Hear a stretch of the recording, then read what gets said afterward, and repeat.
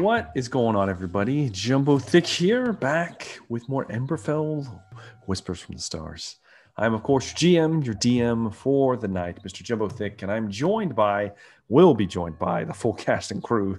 We're having a bit of a kerfuffle with Doobie's connection, but when we get that all worked, we'll have everybody up and running.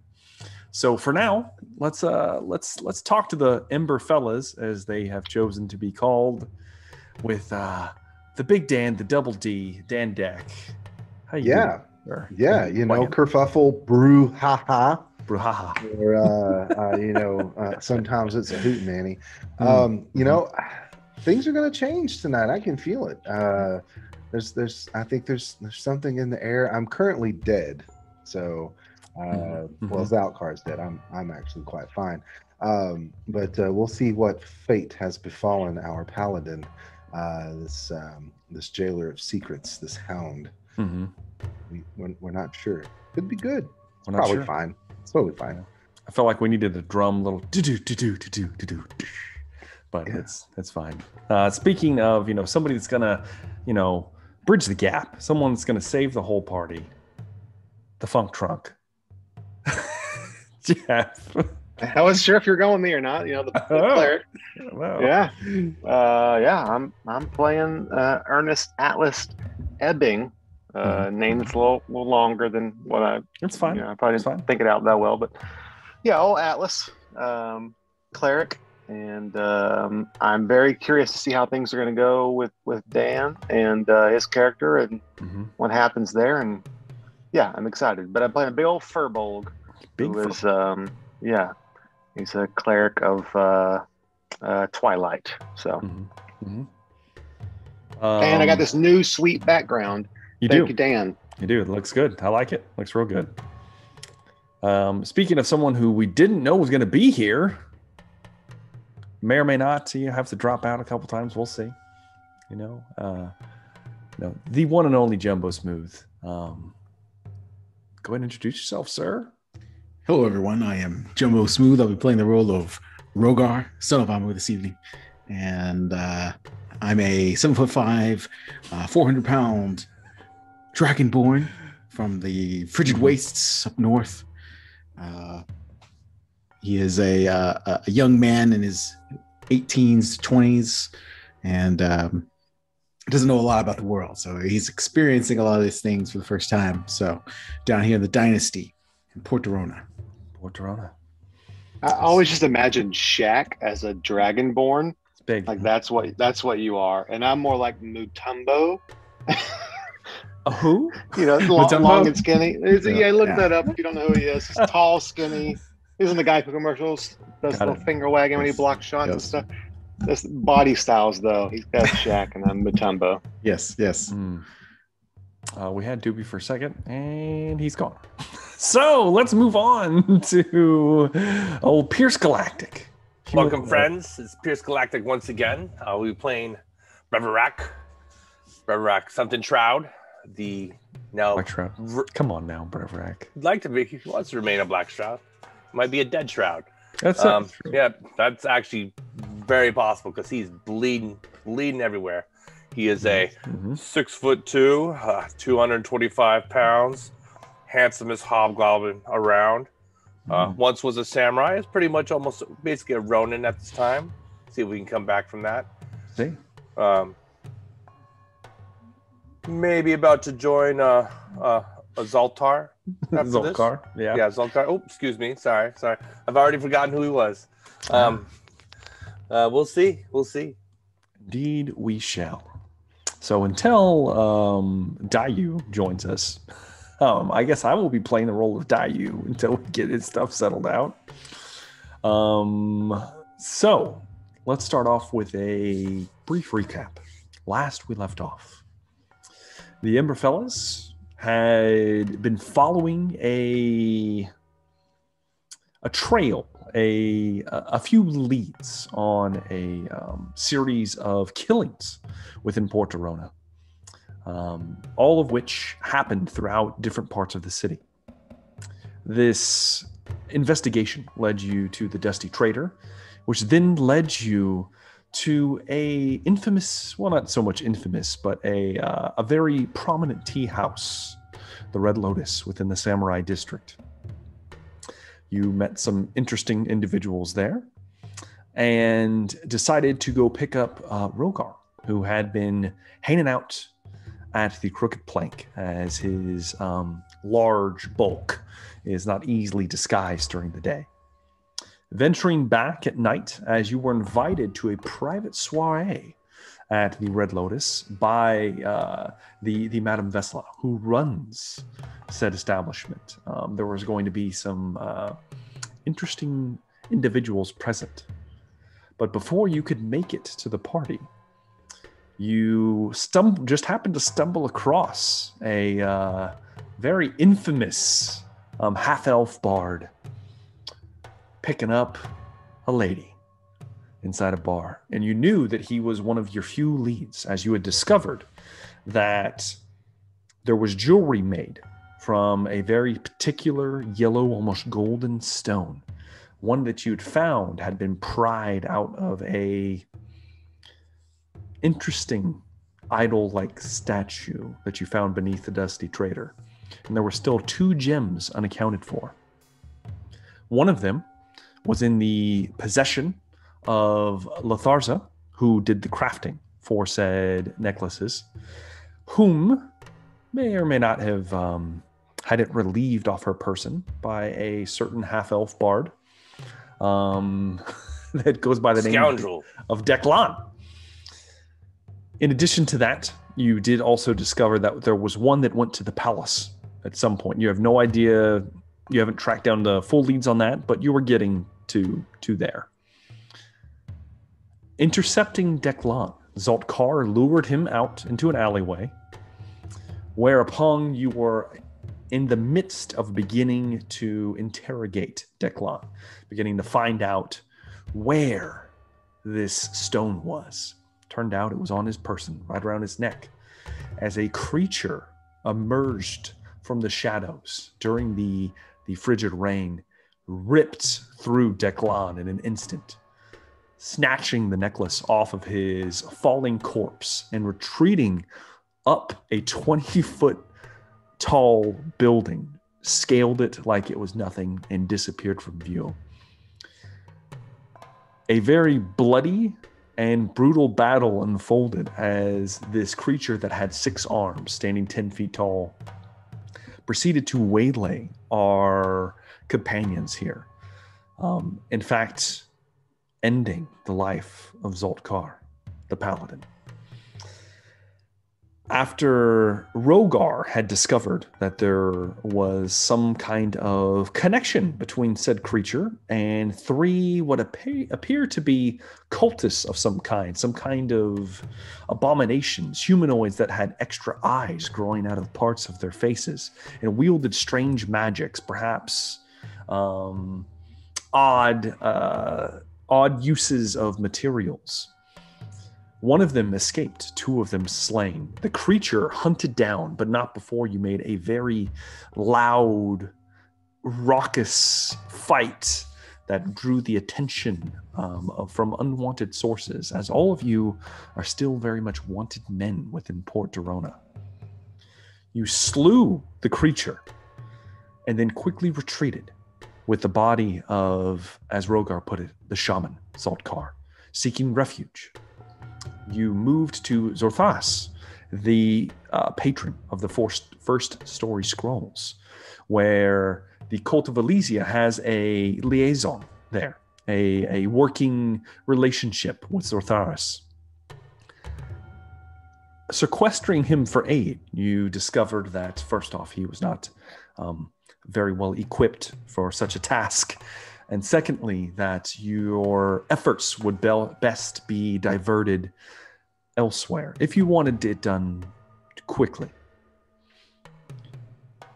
You then also, I will remind you, asked him to pass on key information to the sisters. So we'll see how that goes. Regardless, though, out of the choices that were given to you, if you are wishing to resurrect your companion in a timely manner, you decided to bring him to the fishing district late at night, going to visit the Fool's Gold, only to discover that it was in fact not being run tonight.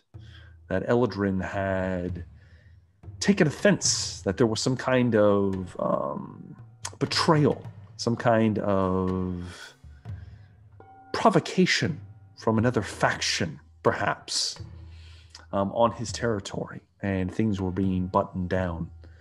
However, Alhana, the half-drow leader of the Snake Eyes gang, gave information to Dayu that the being, the contact that Eldrin uses for such tasks could be found, and she led you to his quarters. A foul goblin creature that goes by the name Kornath, the Corpse Maker, whom works for a very shady organization in the poorest quarter of town, and appears to have not many qualms about his living quarters, as the dilapidated mess of an old manse,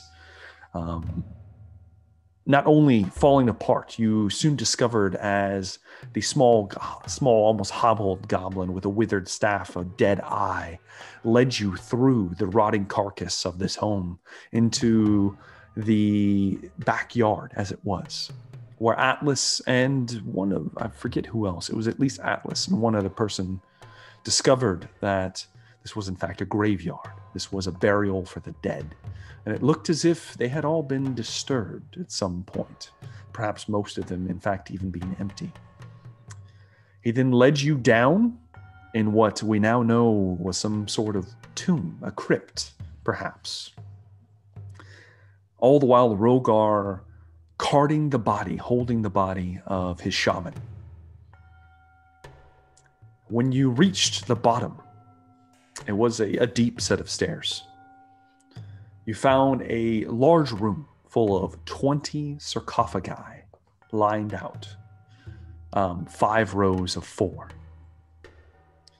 With Zaltkar being brought to the closest row in the center, you had Rogar open said sarcophagi, placing his corpse inside and then reclosing it.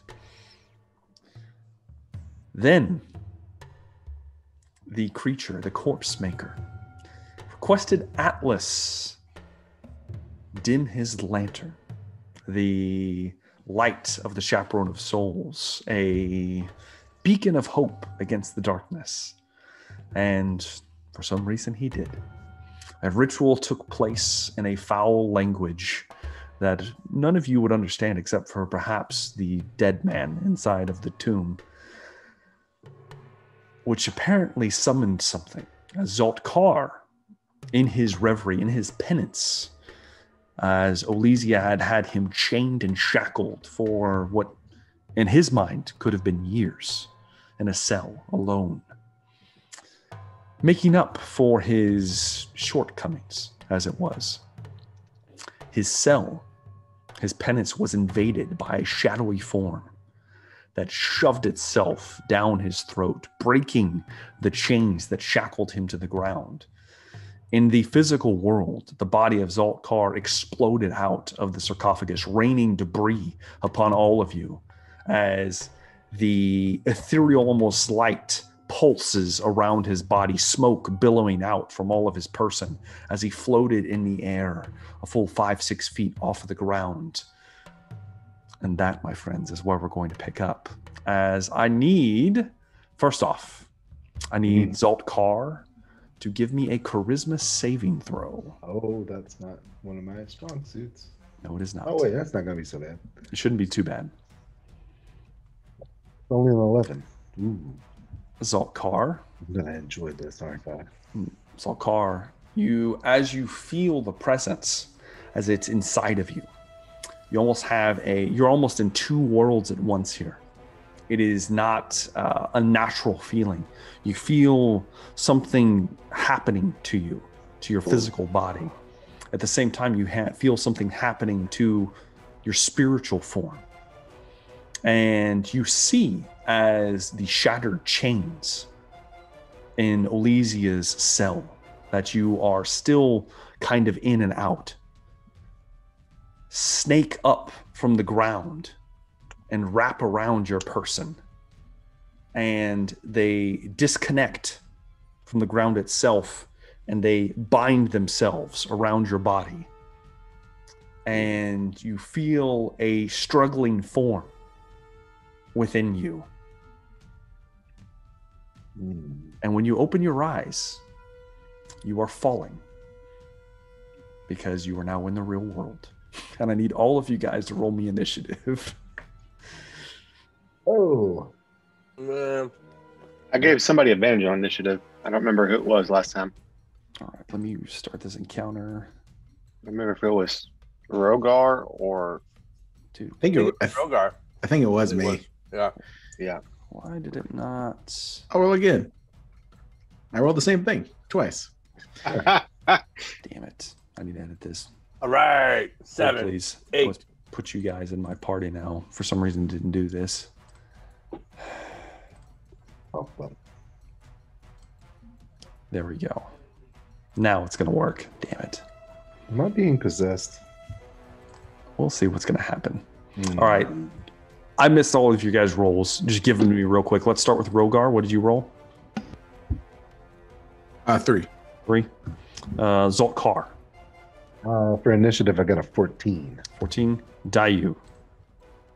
16. 16. Brevrak. 8. 8. And Ernest. 12. 12. Okay. All right, let me roll for my guys. What is this initiative?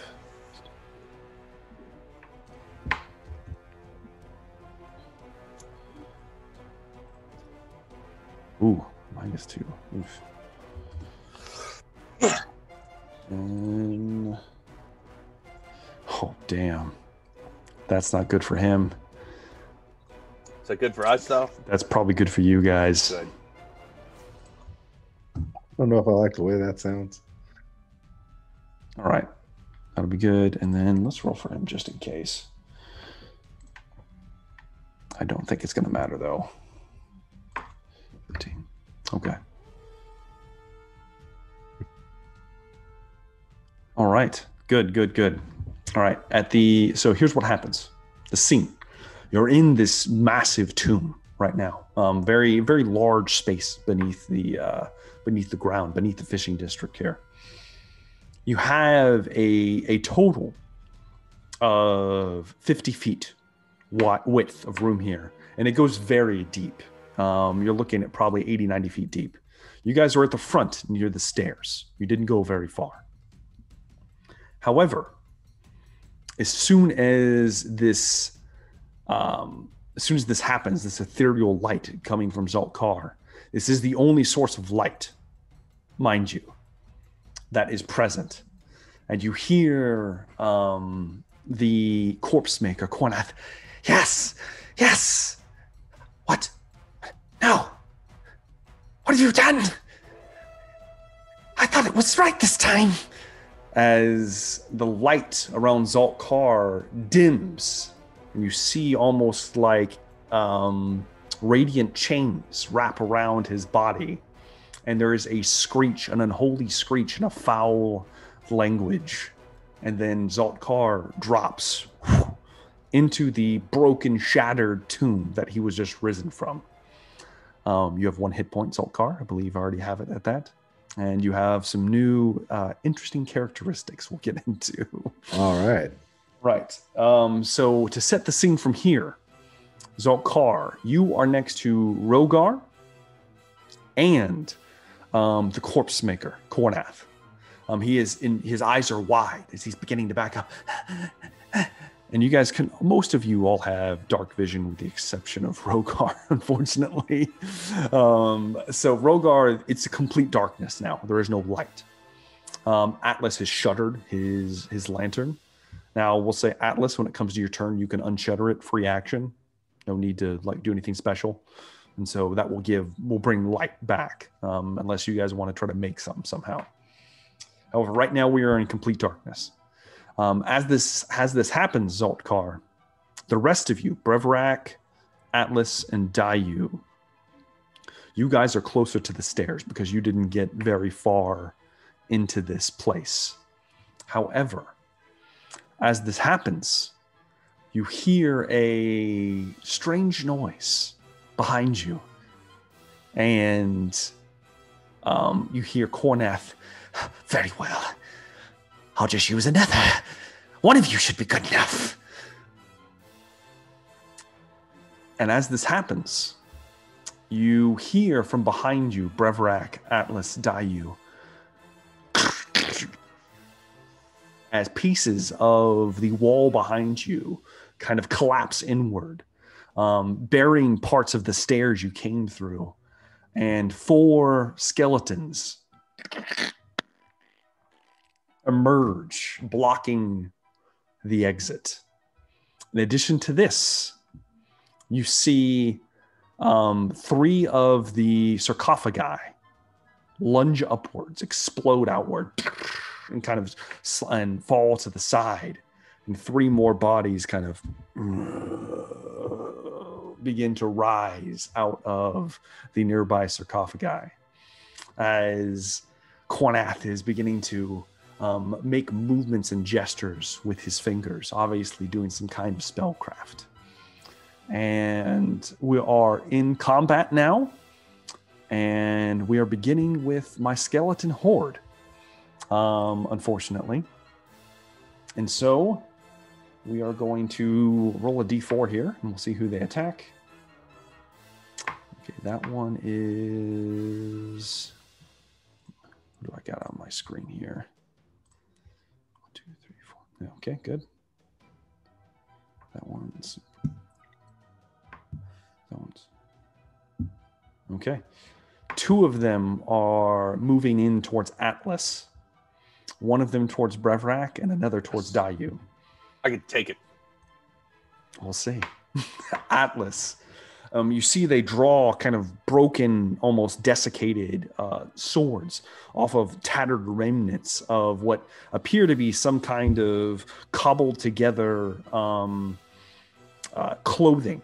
It looks like they've been long dead, so long they have no more tissue. This is just an animated set of bones with a kimono draped over its shoulders. And all 4 of these creatures look to be, at least from their garb, they look to be probably members of the Mar that have fallen to worse times. Are they dead? They are. This is definitely a skeleton. Yes, it is dead. It's very obviously dead. I thought you said skeleton, and you said Mar, so yeah, sorry. Yeah. Sorry. Yeah. It is going to not hit you at all with an 8. Good. The second one is a natural 20. Fuck. So let's see here. Ironically, it's probably not going to be a lot. So that is 5 points of piercing damage, doubled to 10. So 10 points of piercing damage, Atlas. I am unconscious. Yes. As the skeleton... The first one glances off of a shield. The second one, as you're left open, pierces straight through the breast. Oh! And the 8-foot-tall furbolg slides off of a rusty blade, smashing into the dirt behind him. Mm-hmm. The next one is going to attack Brevrak with an 18 to hit. Assuming That's that a hits hit. Brevrak. That's a hit. Sits underneath the armor. It's only going to be 4 points of damage, though. 4 points of piercing damage. We are unconscious. Brevrak goes down as he moves to parry, just not soon enough. It slices across his throat, opening not maybe fatal, possibly wound, as he and kind of clutches at it and goes down to a knee. The last one is going to attack Dayu. Corpse cart's going to be full tonight. Does a 17 hit Dayu? It does. It does. Oh no. Okay. Here we It's go. like we're all making new characters tonight. That's going to be 5 points of piercing damage, Dayu. Okay. as the fourth skeleton lunges and pierces into your side and kind of pulls the blade free. Then that is going to bring me to Dayu. It is your turn. So there's one. There's one on you. There's two of them standing over Atlas, and then one standing over Brevrak, as two of your companions went down like like chaff of wheat, limp noodles through. And then there was two or three like blocking the door to get out. All four. They've spread out now. They're still going between you. There's at least one between you and the door, the stairs, I should say. And it's a pretty good climb to get out of here. Okay, I guess I'll just attack the one that's engaged with me right now. Okay, just make an attack roll. See what he's made out of. Oh shit! Sorry, that was a damage roll. Okay. 14. That hits. Whoa. We can go with your other damage if you want to roll. Oh yeah, it goes higher. It was 8 damage. Yeah, we'll consider that 8. A vicious blow. As you rock it, is this with your sword? Yes, this is a sword. You slice through it and you cleave through chunks of bone as it kind of just cleaves through. I will say, Dayu, you notice as you slice through that you do significant damage to the creature. And it looks like it's barely being held together at this point, but whatever foul magic has it held together. All right, I'm gonna try and kill it then with a unarmed strike. Okay, give me an attack roll. 18. That hits. Roll damage. 5. Okay, now is that bludgeoning damage? It is. Okay. You notice, Dayu, as you punch it, is this a punch or a kick or a headbutt? What is this? I should have headbutt. Headbutt sounds cool. Okay. Headbutt. I will say that as you slice through it, you see it kind of, and you smash, and as you do, your skull connects with it, and its skull just explodes into pieces as if it took way more damage than it normally would. Perhaps it is vulnerable to bludgeoning damage as you shatter it into like a million pieces, and it just falls to dust before you. All right. Okay. That's my turn, though. That's your turn. There's still 3 more standing. Yes. That then brings me to the thing bound within Zaltkar that can do nothing because Zaltkar saved against it so far. So it is then going to be our paladin's turn. Cornath, the corpse maker, is standing right next to you. His eyes are wide. Looks like he's trying to weave an incantation quickly. Friend Rogar is also standing there, trying to find his bearings in the complete darkness. Right. And you do see your companions. They're going to be about 15 feet from you, towards the stairs. Your other companions. Right. You got to look down because we're lying on the ground. Yeah, they are. Dayu's still standing. He just shattered a skeleton like it was. I took note of that. And let's see. How many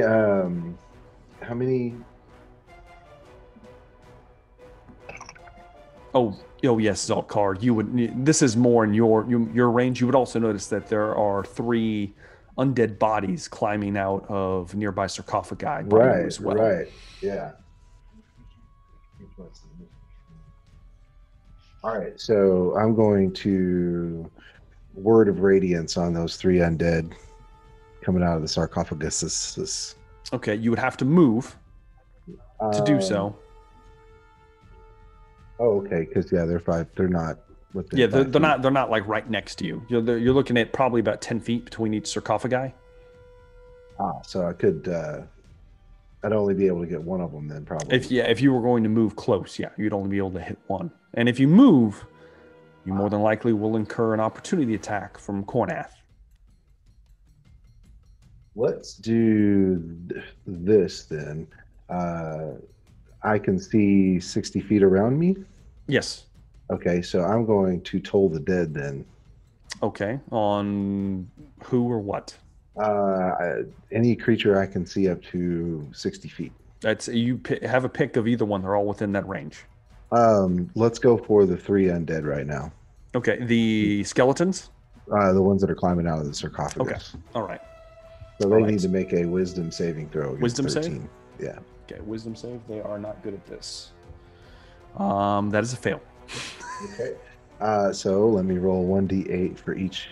Each of them are going to take 1d. I think it's only. You can only target one creature. Is that it? Yeah. Oh, well, okay. So that's 7. Hold on. 7 damage though. Is that it's necrotic? Oh yeah, one creature. Yeah, it is necrotic. That's fine. Yeah.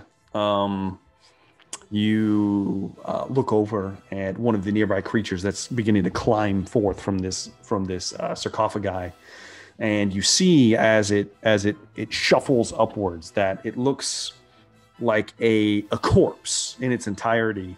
Part of its jaw is unhinged, but there's still sinew and muscle still attaching it.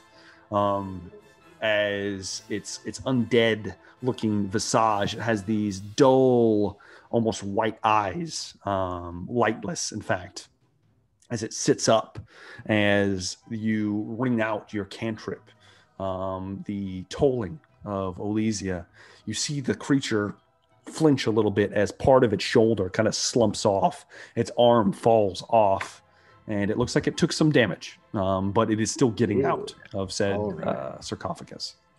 Just making sure. You still have your bonus action? You still have movement? Yeah, so let me move. So you said if I move, I might take a AOO from... Yes, from Cornath. But I will remind you, you have 1 hit point, Zolkar. Yeah, I don't need to take any damage. And I don't have... Do I still have all of my equipment? Yes. Oh, good, because that means that I can snap a potion of healing. Okay. Can I take one? Yeah. Okay. Do you want to move, or you want to stay where you're at? I'm gonna stay where I'm at for now. Okay. Is that 2d4? Yeah, 2d4 plus 2. Just do it on your own, and that will then. Oh, good. Yeah. Yeah. That will bring us to Ernest, who's got to make me a death saving throw. All right. So just roll that d20. Yeah. I have no idea what it just landed on. 3. That's a fail. It's a 3. That's a fail. You have 1 fail, Ernest. That is then going to bring us to the 3 creatures emerging from the sarcophagi that pull themselves out of the sarcophagus completely. The first one lunging, the one that has the missing arm, towards Zoltkar, and you can see there are portions of this creature that are just completely missing, almost as if this walking corpse had taken significant damage in life. It is going to attack you. The first one is for a 19 to hit. That's going to hit. Unfortunately, there's going to be 5 points of bludgeoning damage, Zoltkar, as it just slams into you with a withered fist. Hits even through the armor. You feel the impact. It's 3 of us down. He's not down yet.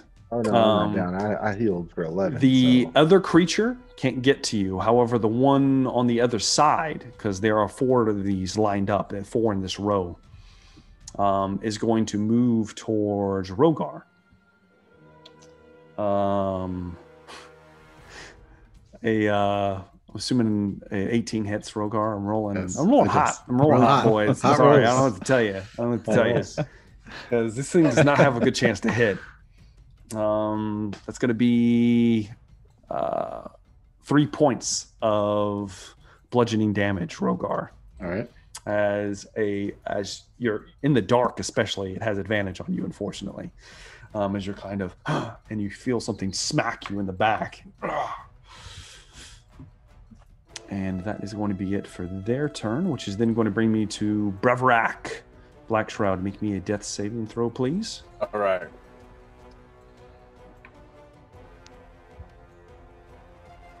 14. That's a pass. So that is one pass for Brevrak. Tonight's my night. Then going to bring us to Cornath, the corpse maker, who is going to look towards Rogar. And I think you want to get me out of here. And I need you to make me a wisdom saving throw, Rogar. Oh boy. Let's see. Natural 1. Rogar. I do want to get out of here. You look at him and you, Let's go. And you feel like you've known this Cornath forever. He must be a friendly shaman of some kind. And you are charmed by Cornath, the corpse maker. Well, that's perfect because I gotta go to baby duty. So that's good. I'll be back at some point. That's good. Good luck, everyone. As Rogar kind of tilts his head, and then the corpse maker takes a few steps to the side. Yes, that one. I want that one. As he points towards Dayu. It's not looking good, boys. It's not looking good. Next up is Rogar. You're super mean. Somebody wake me up. I'll finish this thing. Rogar, even though he is charmed, Can heal you. Even though Rogar is charmed by Cornath, he still can attack at least the zombie next to him, and he's going to do so. Let me see. Let me roll for him. He'll do reckless and all that ridiculousness because why not? And that's definitely going to hit. That is going to be a lot of damage. Does he have a rage left? Let's find out. He does have a rage, so he'll bonus action rage. You blow his rage? Yep, he's doing it. He's raging. He's got another one. So, let's see here. That is going to be plus that, plus 10. So it's a shitload. Jesus. God, how does he do so much damage? He is going to. Well, it needs to make a save though. It needs to make a Constitution save, and it fails. Damn. All right. So Rogar sweeps his blade through the corpse that bludgeoned him in the back and just cleaves through it entirely, splits it in two. And as it splits in twain, it falls to pieces, and you see that the awkward movements that it was doing once before kind of just go to rest, and there is nothing happening as the magic flees from the creature. Cornath looks displeased, and then Rogar walks towards the exit, begins to which happens to be in Dayu's direction. And since, now hold on. Can he use it as a reaction or is it as a, I need to look at his feat real quick because he gets something if he kills something. Yeah, he can attack something else. It's a bonus action. He raged, unfortunately, so he can't. So that's fine. That is then going to bring us to, I don't know who that is. I don't know why they're in here. The skeletons, the three skeletons, they are going to pivot towards Dayu since he is a significant threat at this point, and they're each going to make attacks against you. First one is a natural 20.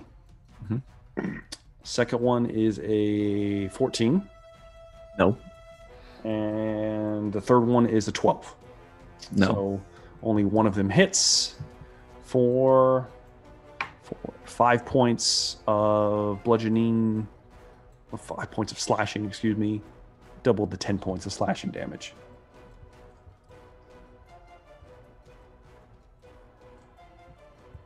As the three of them kind of move around you. Are you still up, Dayu? Oh, yeah. Okay, as they begin to encircle you as you parry aside run 2 away. blows, and then as you're parrying aside 2 of them, the second one slips in next to you and just one right under the ribs, and you blood. You can feel it underneath your kimono dripping. That then will bring me to Dayu. It's your turn. So there's 3. 3 on you, yes. 3 skeletons. Where's Rogar and... Rogar is about 5 feet from behind you, and he just walked away from Kornath. Strange. Zaltkar is standing, and he's currently engaged with a foul zombie-like creature, perhaps. How far is the door? You would have to get through the skeletons to get up the stairs. You're looking at you descended. It was a long descent. You're looking at a 30, the equivalent of 30 feet under the ground. Rogar's walking towards the door? He's walking towards you. Oh.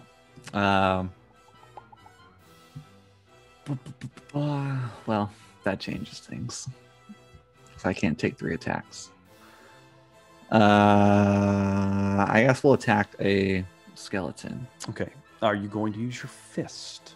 Or your unarmed strike? Okay. Go ahead and make me an attack roll. I can get my AC bonus. 19. That hits. Roll damage. Or 7. Okay. This is just a straight attack, right? Yes. With 7 points, you lash out like a hammer fist, and as you do, you hit one of the skeletons in the chest, and it explodes and shatters. You crumple one to dust in one strike. There's 2 left standing. If you'd like to do anything else. Yeah, we're gonna patient defense. Okay, as you take up a defensive stance, so that hopefully you don't take any more hits. As the two skeletons kind of moving around you, that will then bring me to Zaltkar.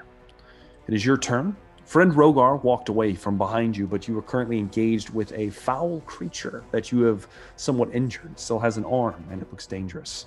There's another one lumbering up behind it that looks like it will be able to engage you this round. You also have Kornath behind you, about 10 feet or so. So, but there's only one. Currently engaged with you, there's only one. Okay.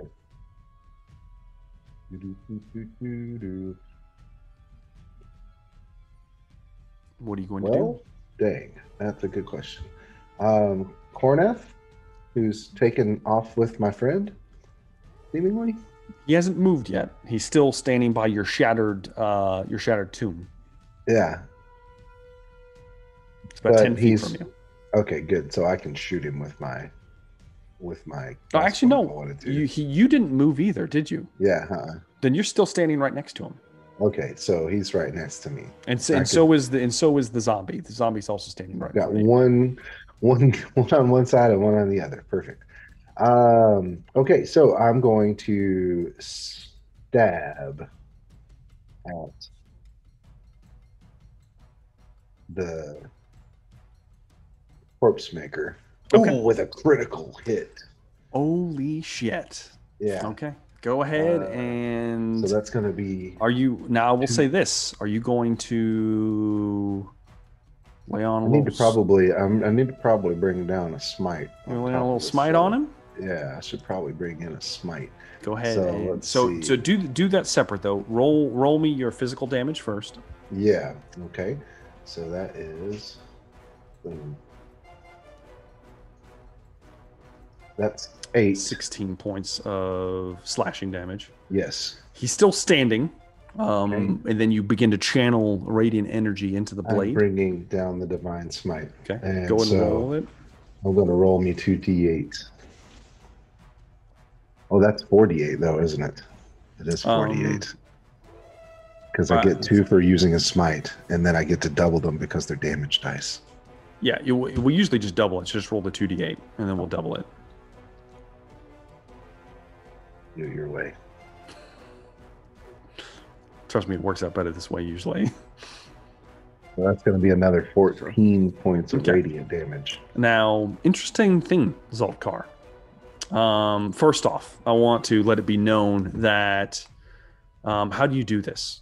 How do you kill the corpse maker? Because you, in fact, just obliterated him in a single strike. I see him standing there. I see, or as I kind of come to taking in everything as it's happening around me, Mm-hmm. I know now that he has somehow charmed my friend Yes. Rogar, Mm-hmm. and I'm just in that, and I just woke up from being dead. I'm not too excited, too happy. Mm-hmm. So Mm-hmm. I reach out with my, blade, slash at him, Mm-hmm. and just in that half stupor, smite him. Just kind of like, power sword coming right out of him, and As the blade light up the connects room. with him, there's a flash of light as you blade just slices through him, cleaving him in twain. The last words of the small goblin, but no, it can't. And he just like singes from the inside and falls in half. Yeah. Interesting thing, Zoltkar. As the radiant energy passes through your blade, you feel a burning sensation across your hand, and you take 7 points of radiant damage. Ouch. As you are cursed. Well, now I am unconscious. Yes, as Zoltkar cleaves through, you feel the and the blade falls from your hand, and you cripple in pain and go unconscious yourself. Ouch. That's not Oh, good. Dayu saves the day and doesn't run away. As you, as Zoltkar falls down, at this point, Rogar snaps his head, looks violently upset, looks back towards the smote Kornath. However, the two remaining corpses that were lumbering towards Zoltkar immediately fall to their knees and go cold. The two remaining skeletons around Dayu begin to fall into inanimate pieces as the corpse maker is no more. And we are officially out of combat. With 3 members job. down. Job, You did Zoltkar. save the day, though. I'll give you that. You saved the day. Wow. Damn. Holy crap. As the I was party... going to turn undead. Oh, it's about to go bad. Yeah. As all of this takes place, Rogar and Dayu are the only left standing. Dayu, what are you doing? Put the sword away. Mm-hmm. Look to Rogar. What the hell happened? I don't know, Elder. The shaman did something. We must get them up, quickly. I don't have anything that can help them up, so... Rogar has nothing either, because no, you guys don't have anything. So I'm going to do this. Either we're going to be making death saves until people either stabilize or die, or we can start making some medicine checks. So Dayu, if you want... Zoltkar still has 2 Oh, he does. potions. Dayu, if you want to give me a medicine check. 5. 5. That's a big fail. I'm assuming you're working on Brevrak since he's standing right next to you. Poke him with a stick. Zoltkar, I will tell you that Rogar can't see in the dark. There's no source of light right now. His checks are at disadvantage. Yeah. So let's see here. Ironically, I rolled a 19 at disadvantage. He has a -1, so that's an 18. So You are stabilize rolling Zoltkar. So somehow he walks over to the shaman. No, not again, shaman. As he begins to kind of feel on you, and he grabs a piece of like tattered, disgusting kimono off the dead corpse next to you. It kind of wraps it around your arm that looks like that looks singed and burned. And as he does, your mortal injury is no more. Atlas, go ahead and roll me a death save. Let's roll another one. 1. Right. D20. I can't see. Where's it going? Yeah, That's baby. a save. And I need Brevrak to roll me another one. All right. Gritty. We got this. Critical save. Oh. Nope, that's another fail. So, Dayu, go ahead and roll me another medicine check on Brevrak. A 6, one higher. Nope. Oh, no. Brevrak Go is poking on not with a stick. stabilized. Do something. Kind of looking at him like, I don't know. Not working. Gotta put Wake that fire up. out. Yeah. Let me roll with an investigation. Damn it, dude. I got a good investigation on that. I'll say that Rogar finds the 2 remaining health potions on Zoltkar. Here, Elder, and he tosses you one that you catch, and he moves over to Ernest. And Ernest, you're going to heal 6 points and be resurrected. You do have 1 point of exhaustion for going unconscious again, as he feeds you a potion. All right. Dayu, if you'd like, you could use that potion on Brevrak, or you could keep it. You know, it's up to you. Chugs it himself. 6 hit points for Brevrak, as you kind of you crush it over his mouth, and he the only one unconscious is Zoltkar, but he is stabilized. Yeah. And I'll Zoltkar, you can use subtract your 2 potions from that. I'll use Channel Divinity Twilight Sanctuary. Mm-hmm. So it my light comes up and it's a sphere of 30-foot radius filled with dim light, and then it moves with me. And for the next minute, each turn, the guys get to heal 1d6 plus 3. So 10 turns over the next minute. And it moves with you? It moves with me. It's like the best thing I can do. Okay. Wow. Oh, that's what I was going to do on my start of my turn. And that's Best impressive. thing for us too. I'm not gonna lie, that's impressive. So 2 plus 3, so 5. So everybody will heal 5 points a turn immediately. Everybody that's within 30 feet of me. I will say that, especially if you're healing 5 a turn, because we'll just go with that for now because we're out of combat. Just stay here until everybody's healed. I will say that, you know, even only just 1 minute, being an Atlas is present, it's only a minute. That's not a lot of time. I'll say that all of you get. It's enough to heal everybody 50 enough to hit heal points, everybody full hit points. Yeah. Car, you awaken. All of you are good. Yeah. So you're all at max hit points now. Fucking sick. Way to go, Jeff. Yeah, that's strong. That's strong. So glad you picked that ability for your character. Yeah. Like, so glad. Thank you, Twilight. The whole time, just Twilight like, just cleric. let me, come on, guys, just let me do this. I was like, somebody just heal me so I can. This Yeah. one Somebody bring weird me trick back to so I save can your do my party. thing. Mm-hmm. So, as this takes place, all of you are healed up. Rogar's kind of collecting himself. What are you guys doing? Look to Zao. Zolkar's Yeah, back. I'm looking Yeah, around. he's back from the dead. I don't know how people feel about That's that. terrifying. What does he look like? I will say, Yeah. the mask fell off Zoltkar. So everyone sees me. You see his normal gray-skinned self. His eyes are white, completely white. I think he's still dead. Be careful. Atlas, why don't you give me a religion check, Atlas? Mm-hmm. Religion? Yes. I'm not very good at those, surprisingly. That is surprising. 13. 13. Okay. This is an Atlas- intelligence thing. Yeah, I will say, Atlas, that you see that he looks with a 13. He hasn't shown any visible signs of anything else, but the complexion, he's always looked the first time you saw the creature moving in the alley, because this is what he looks like. He looks like that creature. He looks like something that's dead. What does that mean? You're not sure, because he smote the necromancer. So you do with that as you will. But as of right now, he's on the fringe right now of, you're not sure if he's dead or not. This fucked up hand. Yeah, his hand, I will say his hand is smoldering still, from where he channeled divine energy through his now cursed flesh. Dagger takes note of that, makes a funny face.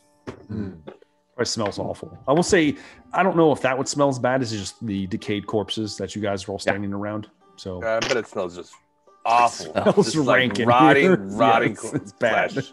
It's bad. I have no use of being down here. As I turn and start walking towards the stairs. Okay. I'm gonna get up, and is anybody still on the ground? Everybody's up. Everybody's up. Everybody should be full health. Now, those of you that went down, you do gain a point of exhaustion for hitting 0. Got it. So, yeah. But everyone else is good to go. Does anybody want to do anything down here? Are you guys all leaving immediately? I would like to investigate. Before he investigates, I will do Eyes of Night, so I can share my 300-foot dark vision with the 4 other willing creatures, so our whole party. You can. So I will do that. So everybody can see 300 feet. I'll say it's almost like a spark from Atlas's lantern kind of snakes its way towards each of you. It's almost a green, almost flicker of light behind each of your eyes, similar to what Atlas's usually looks like. Rogar immediately, as he can see perfectly now for a significant distance. Strange magics. He's kind of just looking around, fascinated with seeing in the dark. And you go ahead and make your investigation check, Zoltkar. All right. Oh, that's not very good. It's just a 9. A 9. The corpses don't look too interesting. However, the body of Cornath, the corpse maker, who's next to you, who you just smoked through, you kind of move over towards him. Really don't like that guy. Is anybody helping, or is Zoltkar doing this by himself? I'll help him. I'll go over and start looking at stuff. So Zoltkar, go ahead and roll me one more, so you get to roll with advantage. We'll see if this is any better. It's not. Okay, no. So the 9 is as good as it's going to get. Yeah. With a 9, this is what you find. I can see 300 feet in the dark. You can see 300 feet in the dark. And I rolled a 9. You must have stubbed my toe. You're not in your same sense of self right now. You've just possessed by a demon or anything. Risen from the dead, and who knows what's lurking around on your insides. But regardless, Brevrat kind of comes over, and between the two of you begin to kind of shuffle through. What's that over there? And over there. Yeah, the remains of Cornath. He is in 2 pieces, and some of him kind of scattered throughout the crypt after you smote him. However, you do find that he has a few things on his person. Specifically, he appears to have he appears to have 4 beads. They look like food pills, and Brevrat could recognize these as beads of nourishment. They can be eaten, and they count as a full meal for the day. There's 4 of those in a little pouch. There also are a rather grisly set of components that may be used in necromantic spell casting, such as dried fingers and eyeballs and interesting parts of people's bodies and things that you might not want to guess what it is. He also has ironically, he has a dice on his person. It's a 6-sided dice, standard dice. Just one. It appears to be made out of bone, of course, because why wouldn't it be? And it looks very well crafted. He also has, you don't get it all, unfortunately, but he does have what appears to be a scroll on him. And this is a scroll of Oh, I just lost it. A scroll of create bonfire, Create bonfire. which is just a cantrip. Zolkar, are you gonna grab the beads of nourishment, or am I gonna hold them? I was gonna. I'm not gonna say much. I'm just kind of have the necromancy trinkets and the food beads in one hand. I look at Brev. I just hand him the food. Mm-hmm. Put the necromancy pieces in Okay. in one of my pouches. Put the the components, Finger in your bones pouch, and, you the, and kind the, of- yeah. You want to keep those? Mhm. And as you put those in your pocket, Zolkar, you see that there's something laying on the ground nearby. And it looks like a piece of stone, but it doesn't match the sarcophagi masonry. It looks Mhm. different, especially with your enhanced night vision. It looks black, like absence of light, black, unnaturally black. And it looks like a chunk of bone. So it looks like a chunk of bone that is just pitch Black. black. Vanta black. It almost I would- resembles a piece of a horn, like just a piece. Let me do. Can I like? Well, it's not gonna help. But let me kind of Arcana against it. Sure. Yeah, give me an Arcana check. Can I cast guidance as a new cleric? I should have done that before. You can. You can. I'd like So to cast guidance. it's What does probably that not going to allow? matter, but Well, it's not going to around- matter because you he rolled just a walks around 3. touching Three. everyone. Yeah. You get to Just rolled add a three. d4. yeah, it's Well, like I don't I'll know what say- it is, but I'm gonna pick it up. yeah. Merciful me to guide him.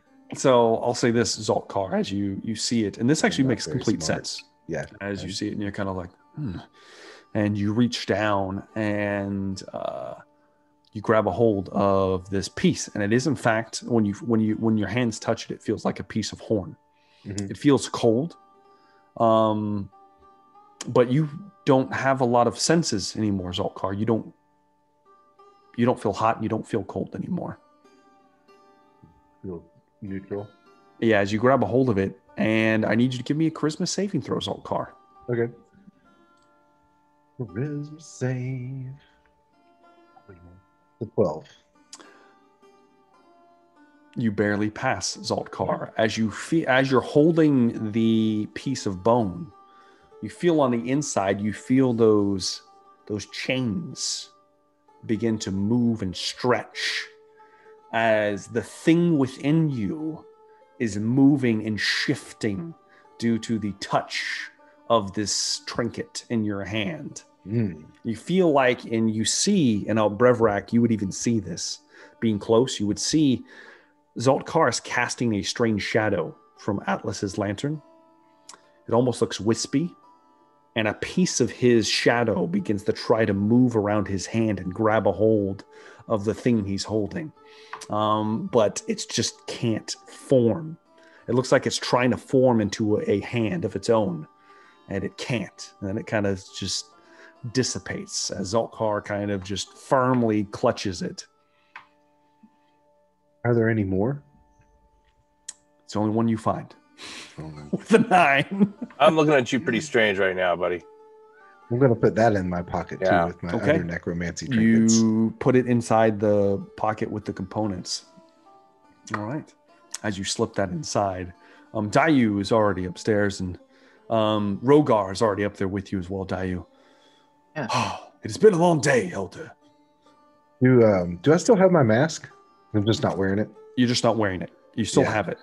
So after I put the trinkets in my pocket and I've gotten the black horn and I put that in there too, and Brev's a little off put by it, I'll just put the mask on and then turn to him and Oh. shimmer into Oh, the there you most go. normal looking Mm-hmm. hobgoblin you have ever seen. Yeah. With an uncanny, unsettling smile. Okay. I'll say, Brevrak, give me a perception test before Zoltkar puts his mask on. All right. I as well. Atlas, yeah, sure. So we still have exhaustion, so that's going to be You disadvantage, do. right? You do have disadvantage Okay. because you're exhausted. 6. That's fine. Hmm. What? How about Disadvantage. Ernest? 14 at disadvantage. And I will need a deception check from Zoltkar At disadvantage. at disadvantage. Which I have advantage. You have so advantage. Just a straight roll. So a straight roll, yes. Oh yeah. I don't know. Shit. Nope. I will say as Zoltkar This is- slips, Jesus, 22. Yeah. Mm. God Sorcerer, bless. you're so handsome now. I will say, yeah, you don't notice anything. He's very confident.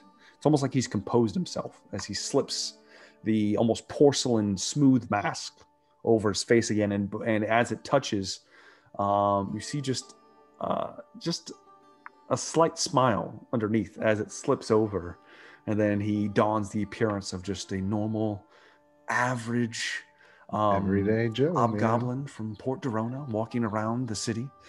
It is still, you Man. know, Hey, my name's Bob Hobgoblin. How you doing? My name's Bob. yeah, you're on the fringe of Reverac, nice to meet You you. from Boston or New York? Yeah, that's right. you're on the Bob, fringe of Bob. spring, so it's a little bit thicker kimono, but you're almost getting to that spring weather. So with that, you've pretty much found what you're going to find down here in the crypt. I'm assuming everybody meets back up top. Give him a slap on the back. Come on, let's get up there.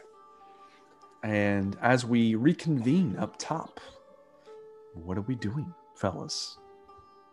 Are 5 Rogar a.m. and Dayu at the top, or have you guys already left? they're already here. I'm assuming they're at the top waiting for you to come. Yeah. That's after midnight. Yeah, well after. It is very late. We should get back before daylight. We don't want to be seen. You don't have to worry about that here. But you're right. Do we still have the stone from Declan? You saw the stone. I thought the monster took it. The monster took the stone, Monster took the and you stone. never recovered it. Because we ended up dead. You looked for said stone. You did look on the corpse of the monster and couldn't find it. Now, you did leave 2 bodies on top of a roof. But who knows if they've been discovered by now? Who knows what's happened Who over knows? there? Let's That's say, who up knows there. what's going on? I bet they'll be discovered when the sun rises. A good amount away from you now, because you had to travel a pretty decent distance to get away from all of that. Yeah. Yeah. Well, I don't know about you, but I could use a rest. We could definitely use some sleep. I agree. I feel weak. I'm always So we weak. make I ourselves feel back really to the weak. cricket plank. Okay. Moving back towards the plank, Dayu. The same? Going to the Yeah. plank? Okay. Think Rogar. maybe. Yes. Drink will be refreshing. Din will serve us best. I like your style. As the 5 of you move back to the crooked plank. Now, from a game perspective, you guys have solved enough of the current mystery and survived some deadly encounters that, if you so wish, you can take an extended rest and you may level up to level 4. Yeah! Ah, yeah. That's what I was hoping you were going to say. An extended weeks? rest is 2 weeks right now. And Yeah. I will say the more you level up, the longer these rests are going to be. Yeah. Oh, wow. So if you would like to take 2 weeks, we can do that here. And we will Yes. go over some things that Wait, yes. sorry. Hold on, bros. Whoa, Riverack. Wait. Was there anything? I gotta ask this because 2 weeks is 14 days. It is. Was there anything that's time related that we needed to take care of before we do this? I'm looking at my notes and I don't have anything written down related to that. I don't recall anything. You'll have that to we were on use the your clock for. endeavors for that. Yep. Yeah. Time will pass. Okay. 2 weeks will pass in game. So I'll go with that as we will. It's Yeah. up to you. Yeah. Yeah! Yeah. Are we? So we're all of a like mind on this. We're going to take an believe extended rest. Yeah. I believe so. Okay. All right. So you make it back to go ahead and you guys can start leveling, and I'll do a exposition and then we'll get into one of you quickly, because I believe for all of you this is just a ability score increase. I'm pretty sure It is. Yeah. So I get some cantrip stuff, but yeah, you're right. Yeah, I'll just do the ability score. I could choose a feat. You can. I know there's a feat I'm thinking about, so It's up to you. You do whatever you want. It's one or the other. Regardless, though, during this time, the 5 of you make it back to the plank, and you, Din kind of asks you what's going on. There's craziness happening. There's been reports of fights at the gate of the samurai district, at the wall. The guard is out en masse by the time you guys make it back safely within the crooked plank, and you are able to hide out for the time being. During this time, this 2-week time period, as most of you are laying low, we'll get into the individual endeavors as to what you are trying to accomplish during this 2-week time period. And I would also like you guys to explain to me how you level up, how you achieve what you're doing, whether that be an ability score increase or if you guys are taking a feat.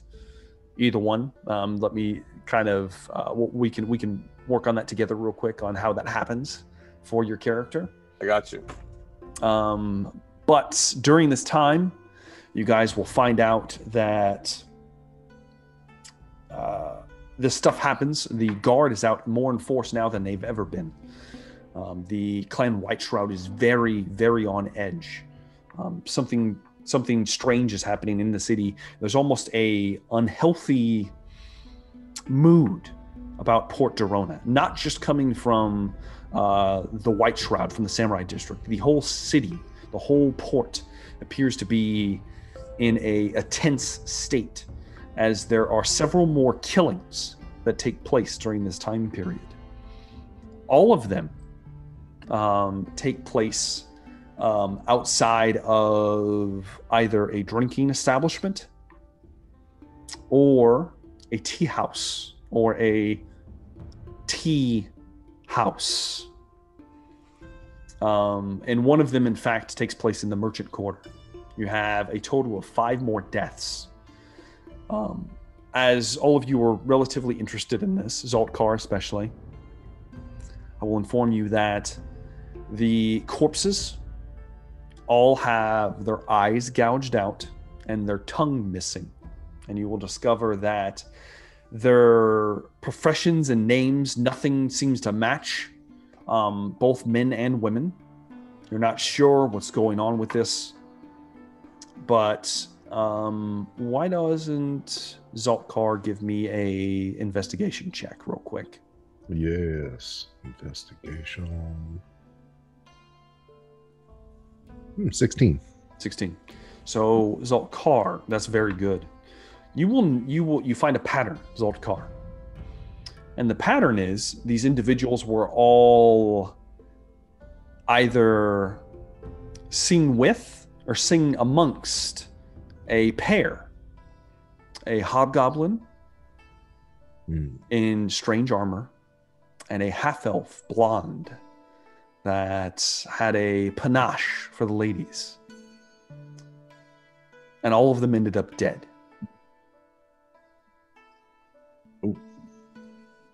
And they appear to be killed in the same manner as the previous killings you stumbled across. So these are the hobgoblin and the blonde-haired Declan and Tesso. Oh no! They've been The descriptions match. That's They've what it been sounds murdered? like to me. Yeah. murdered most foul. You can deduce what you want, but these people have all died. They've either through your investigation, you found out that they've died by either they were the last people to talk to them, followed them outside. You're not exactly sure what's going on, but they all have that much of a connection. That's one fragment you're able to put together. Just that's almost like So for me. all the people who have died have last been seen with with these Ezzo and individuals. Declan. Yes. Oh, bastards. Okay. So put that as you will. But now we will get into endeavors for the party. And we might skip around because we're still waiting for Rogar to maybe make an appearance. We'll see. So I would like to start with Breverac Blackshroud. All right. First off, how did you level? We put 2 points into strength. Oh yeah, so you're maxed out strength. You're strong as hell. Yeah. So how did Breverac do this over this 2-week time period? I was gonna make a joke that he's just went to the gym, but it's not really a gym. There's no gym. So he so 2 weeks basically would spend a lot of time with disguise, basically cloak, try to maybe some coal dust or something. Went down to the docks and hired himself out as a laborer and just really kind of use that as a gym. Are you carrying big barrels and about to say, are you unloading ships, that kind of stuff? Unloading ships, helping at the shipyard. Okay, it's something he's familiar with. And feels comfortable. If you're interested, Din does in fact get shipments in for his beer. I will help him bring them in. Few amounts of food that he bring gets. The barrels in. Yeah, you help out significantly, and over the course of 2 weeks, you garner some more strength, quite a bit more strength, in fact. So Breverac is looking ripped, looking fine, looking good, looking fine. Don't wear my shirt anymore. Oh yeah, when he's walking around, no armor, just kind of makes him bounce every once in a while just for fun. Oh no, oil spilled on me. Oh no, it's fish oil. It smells great. You do get some endeavors now, so you will get 3. What would you like to do, Breverac, in this interim, this 2-week time period? All right. One thing, I guess I will try, and I know that the city's turned into a powder keg. It's getting hot. A lot more white shrouds. Is there any way I might be able to reach out to maybe any Black Shroud buddies I have, just to see if I can get a better idea of the investigation, hoping that maybe the investigation of the other Breverac has died down, or some information about that other Breverac. Okay. He's been seen again. Why don't you give me a persuasion check? All right, that's actually one of my good things here. Does a 21 help? That helps significantly. Yeah. Okay, so with the 21, let's see here. What would you learn from this? Let me get my notes here. Let me pull up my stuff real quick. With a 21, you would know that there is still a formal investigation into you. Your family is still, your direct family is still under watch. They're still under house arrest, as it was, with the exception of your older brother, whom has been out at sea this whole time. He's on a ship currently. And that's about it. The rest of your family is being held within their mansion. There still is Glazug, the captain, is still looking for you. However, his attention has been split between finding the traitor, Breverac, as well as 4 individuals, one of which he's looking for 4 more because he doesn't know that Tuk is dead. He's looking for Zolkar, Dayu, Tuk, and Rogar, and you get descriptions of them. He's still looking for them. Okay. You also find out that, I'll say you probably find out through Latharza that though she hasn't heard from Declan in person, because she has been looking for him as well, some of her friends have reported that apparently he's been asking around town about a safe passage, a ship. He's looking to leave, apparently. And that's kind of what you get from that. Now, Yeah, that's what you get. That's what you get from that. That's a very good roll. So you get quite a bit of information, actually.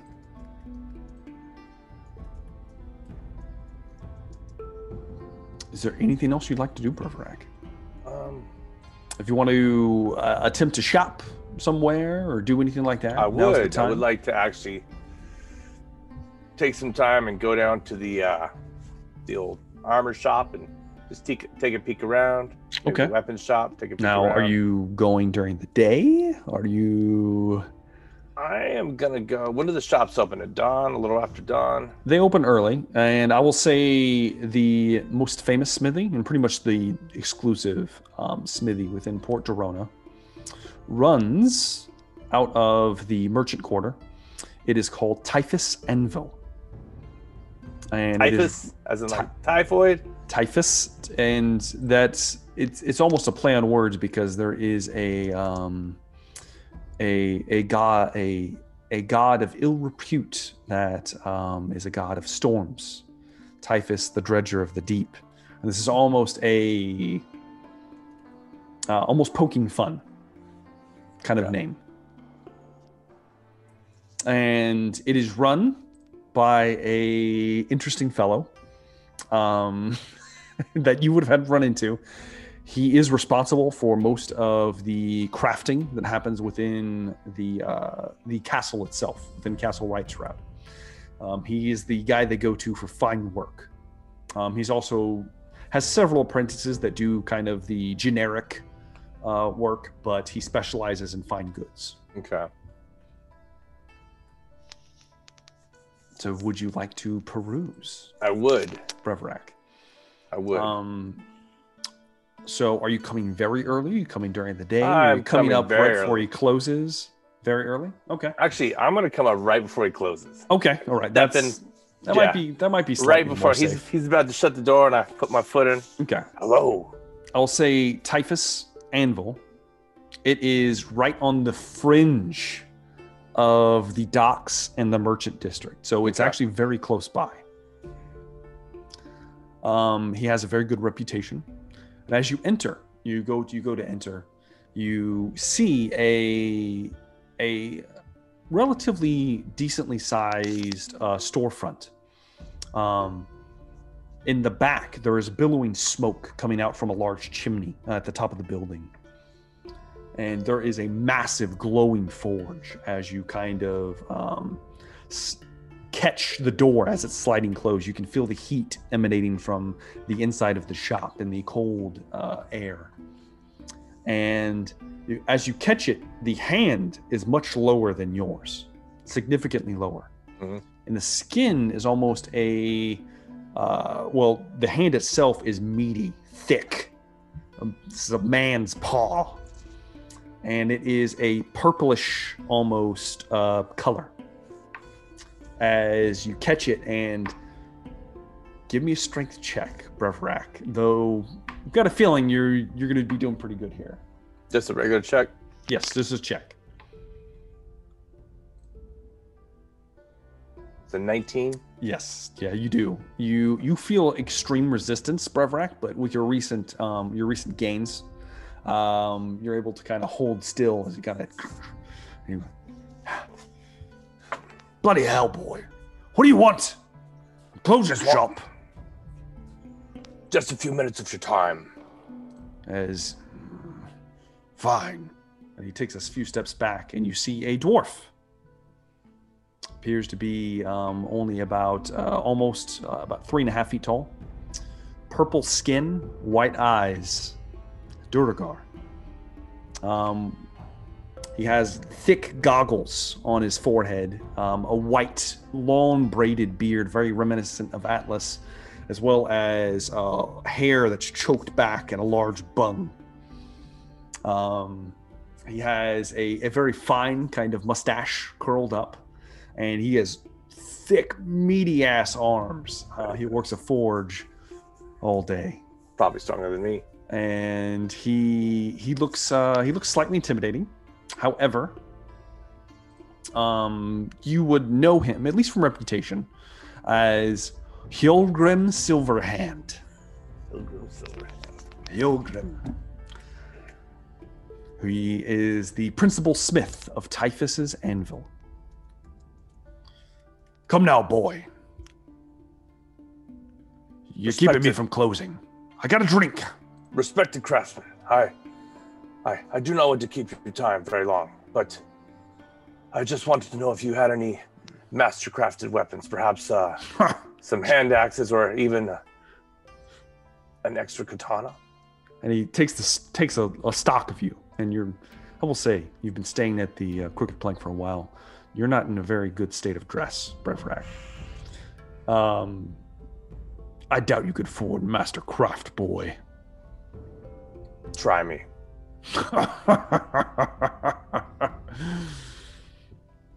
Come. He walks back towards the shop counter. There is a hobgoblin boy who is about the same height as Yulgrim. And he has the name Silverhand because his right arm is made out of silver. Wow. It looks like a very elaborately well-crafted prosthetic. Well, don't have much for your kind. Haven't seen any guards in here in a while. It's been kind of strange, but Master Crafted, who sent you? I came myself. Your reputation is well known throughout the city. You are, as you well know, the finest smith, both here in Port Dorona and within 100 leagues. Flattery won't get you anywhere, boy. You can blow enough smoke up this ass, it won't come from my throat.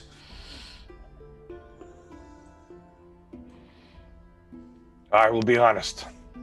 I was once a guard in the city, and I have seen your work. Once? You still wear the armor? I earned this armor. I will not be giving it up. All right. Let's see what we got. Axes, you said? Perhaps a hand axe. I lost mine in a little tussle. Battle axe. You looking for something big, something small? Let's see what you have in the big size. Big size. Well, I mean, I've got it big. Can't you tell? And you see as he kind of motions over towards the wall, and there is a very well-crafted, full-size, two-handed battle axe on the wall. Next to it, there is a smaller hand axe, not double bladed, just a smaller hand axe. And there appears to be 3 of those next to that, almost like a series. Okay. With your eye, you don't have an eye for metalcraft, Brevrak. This looks like top shelf equipment. You also see behind the counter there are several katanas that are being in various states of being put together. Several of them already put together, and you do recognize the hilts as that of the White Shroud clan. Okay. Yeah, the guards themselves. There's a couple hammers in here as well. It looks like the hammers and the axes have been sitting here a long time. There's no dust on them, but there's almost like a soot shadow. The hammers, are they... I'm dual wielding now, so I'm not so sure. As a player, I'm not so sure I want to go for a two-handed weapon. Yeah. But the hammers, how do they look? Are they battle hammers? Okay. They're very, very well crafted as well. I will say everything has a bit of a sea flair. Ooh, I like that. Like shells and various other kind of ocean iconography kind of inlaid into the metal. That's a beautiful hammer there. May I see it? Yes. Call this one the Kraken. The Kraken. It has almost like tendrils along the shaft. It's a battle hammer. Can be wielded with 2 hands. How does it swing? Takes it down.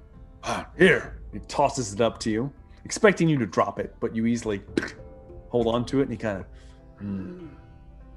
nods his head. After your level up, you are doing well. So Rogar, I need you to level up, by the way. Rough rack. You kind of catch it, and you feel the weight. It feels balanced. Feels good. Mm-hmm. I kind of give it a swing. Give it a swing. Yeah, just if I area have room, because I don't want to smash anything. It feels good. It's surprisingly light, with a good heft towards the tip, just like any good hammer should have. How long has this been here? Looks like it needs a good home. Oh, well, I'm not skimping on my work, but your kind usually don't favor those kinds of weapons. That's true. But a man, a hobgoblin, needs to sometimes branch out. Besides, I know my way around a hammer. I used to help build ships. Well, we might have a kinship indeed. That one will only set you back 400 gold. It's a beauty. Save it for me. I will be back. Of course you will. He kind of scoffs. seeing you obviously not being able to pay for this. And I'm wearing kind of scraps. I bet, and you too. are, and we'll say you're not wearing. You don't even look that clean anymore, really. So give that as it may.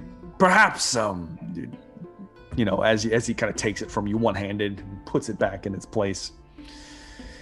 Unless perhaps you have some work or need a favor done. Favor? Not everything must be paid for in gold. Interesting. I need something delivered to the castle. You said you used to be a guard. True. I might be able to accomplish that for you. Well, I'll tell you what. And he moves over to the 4 hand axes. Mm-hmm. I'll give you one of these. If you deliver that box. And there's not box, crate. There's a large crate that he kind of motions towards. And you're not sure what's in it. Okay. I just need it brought down to the port side of the castle. Oh, okay. I can take care of this for you. I will return when I'm finished. Kaduk knows where it belongs.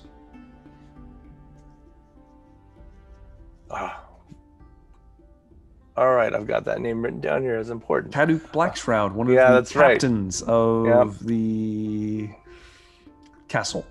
Yep. He is in charge specifically over. There's a small port on the waterfront of the castle itself, where it's almost like it's separate from the main port of Port Torona. It's behind the castle walls, and he's in charge of the ships that come in and out of there. And I'm sure he's actually looking for me. So, all right. He says he'll give you the axe if you'll deliver this for him. All right. I will take care of this. Kaduk, I will ask him and get this taken care of. You bring it, have him send word back to me, and this will be waiting on you. Excellent. I'll take the crate. Okay. It's not massive. It's a good size though. It's heavy as shit too. And as you pick it up, now boy, just know that I've got friends in both high and low places, and should this go missing, that hammer you were looking at will come to good use. I see. All right. Good. I will leave this here for right now and come back with a cart. Pleasure doing business with you. What was your name again? It is Juno. Juno Soldatna. Juno and you're kind of these strange names anyway. Fine, Juno it is. I'm going to exit. Okay. Sounds like too much trouble. Yeah. Yeah. As you exit with the large crate. What are you going to do with this crate, Brevrak? I'm not taking the crate. You're not? I told him I'm going to come back with the cart. Okay. Oh, right. Probably not going to come back. I'll come back later for it. And he's like, exactly. Yeah. Sure you will. This is trouble. Yeah. Let me go right to the captain who's looking for me now. Okay. He shuts the door as you leave. I'm thinking about just how to make 400 gold as I leave. That's okay. it. All right. You kind of, I don't know. Yeah, I could do this. I could do that. So time will pass for Breverac, which will then bring us to Rogar. Are you leveled up? Rogar has leveled up. Okay. First off, how did you level up, Rogar? I leveled up my constitution twice. So how does Rogar? It's 2 weeks are passing. So how does this take place for him? I'm a little ignorant on what has transpired. It's fine. But I will catch you up later. Okay, I will say that most likely, not regarding what happened in the past, Rogar would be probably per usual looking at hunting. It's one of his things he likes to do outside the city.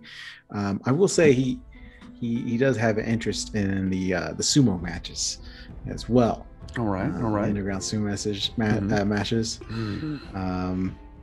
So he'd be interested in that as well. Again, but his main focus in all of this stuff, those are this kind of like everyday things, but his main focus, if he's like doing like a certain task, would probably be trying to talk to Den if he knew of a reason why I heard anything about a green dragonborn. Or dealings with dragonborns like outside of the Draconian kingdom, Yeah. Because Din seems to have a grasp of what goes on, at least in this city. So yeah. If anyone would know, he probably would. So okay. So we'll say that you probably get most of your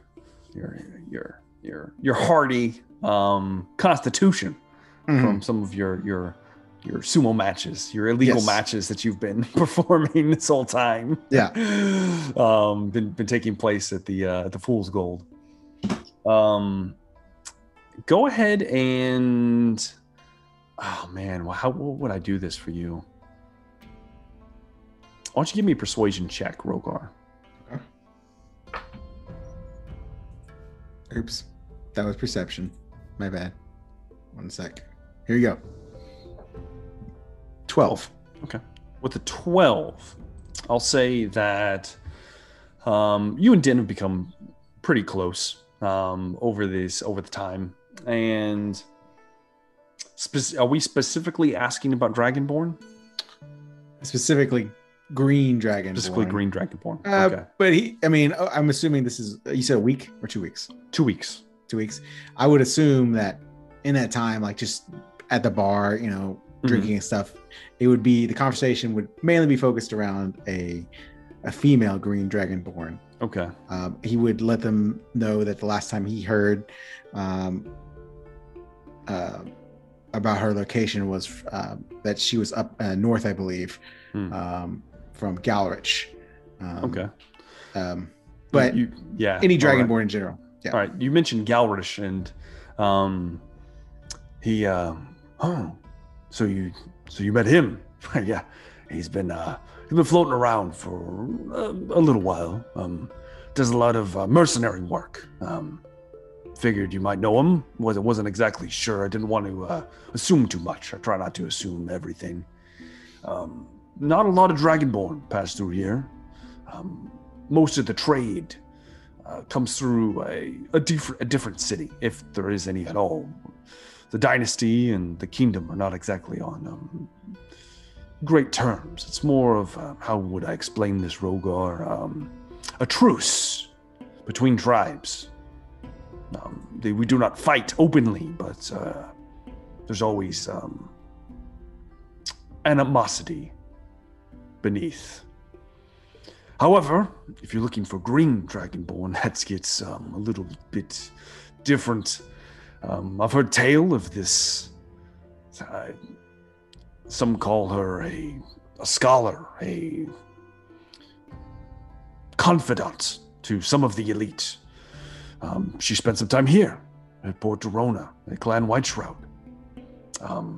Mostly talking with, and let me get the name for you, because this is actually important business. Mostly talking with Lord Akron, from what I understand. She was one of his confidants. And Lord Akron, for all of you to know, is the youngest son of Warlord Rinzo, the leader of Clan White Shroud. And he has he is known to have a thirst for knowledge and a gift for trade, for mercantile business.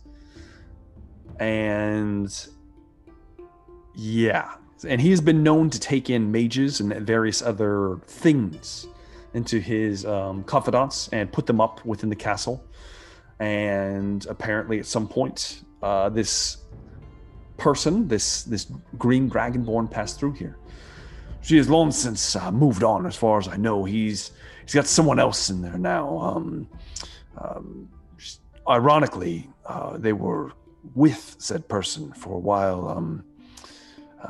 Vesuvius, that's right. Little Horn. Would you spell that? Sorry. Vesuvius, Vesevius, Little Horn. Everyone just calls him the Scholar.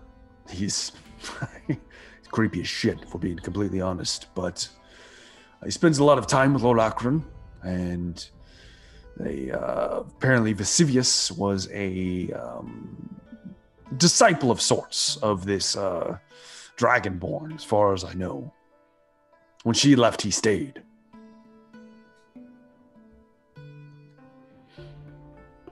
Sorry, writing this all down. Yeah, there's a lot of lore getting dumped on you. Yeah. Dump it.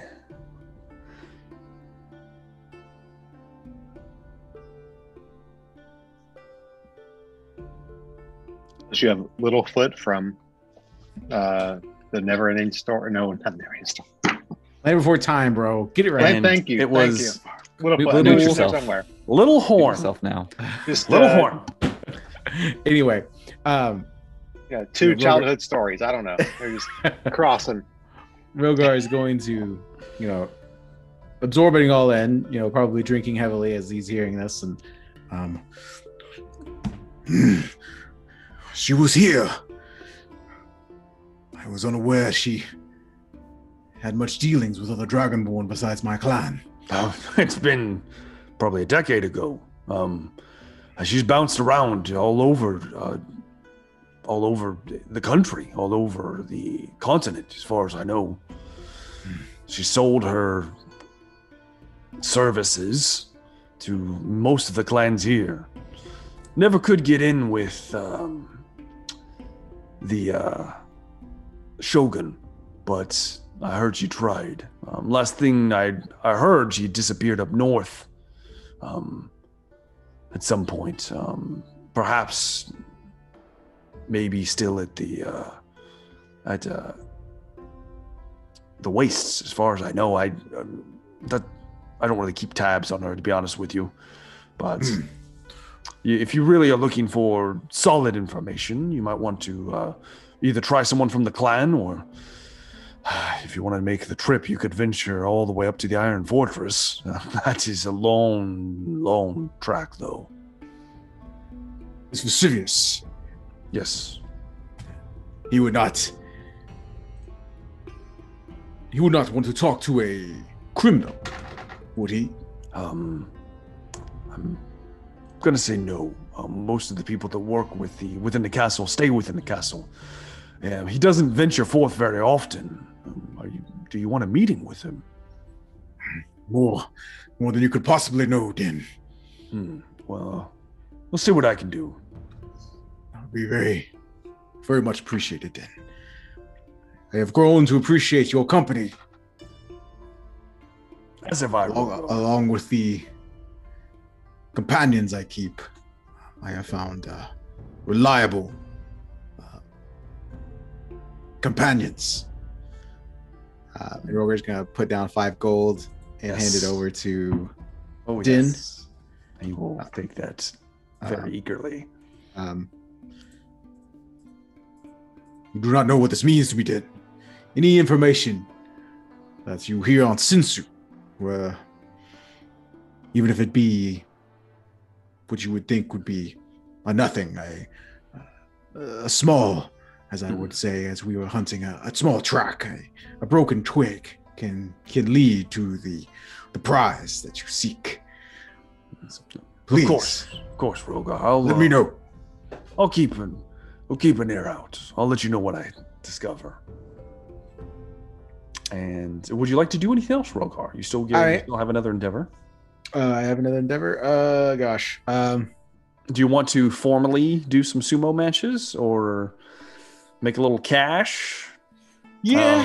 You can do anything, though. Anything you want to do. Question. Yes. Besides the tiger that I killed earlier. Yes. Well, never mind. Let's do sumo matches. Too hard to pass up. All right. We're gonna do just a couple rolls. Sure, that's fine. Give me a strength roll. All right. Strength check. Can I be raging at this point? Sure. Why not? Hell yeah. Why not? All right.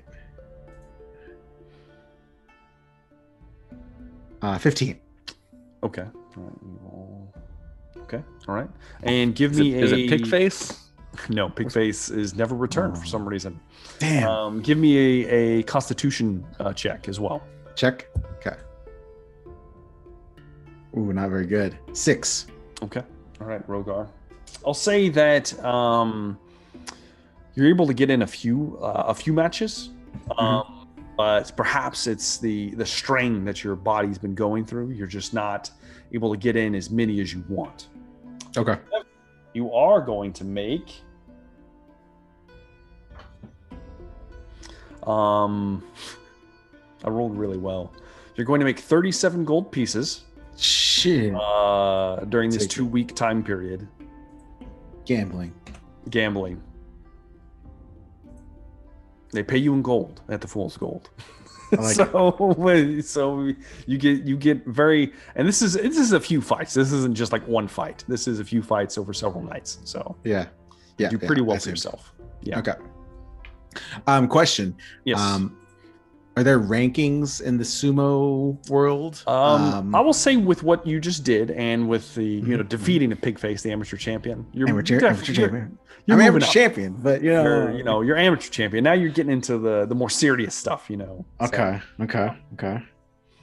All right. I just wanted to know if I'm moving up the ranks. At some point. Yeah. If I'm like 16 out of 20. What am I saying? You're getting up there. All right. I'll take it. Okay. It is March Madness after all. It's March Madness. It's true. The bracket, the leaderboard's going up.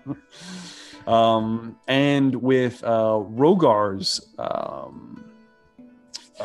endeavors out of the way, we're going to take our first break.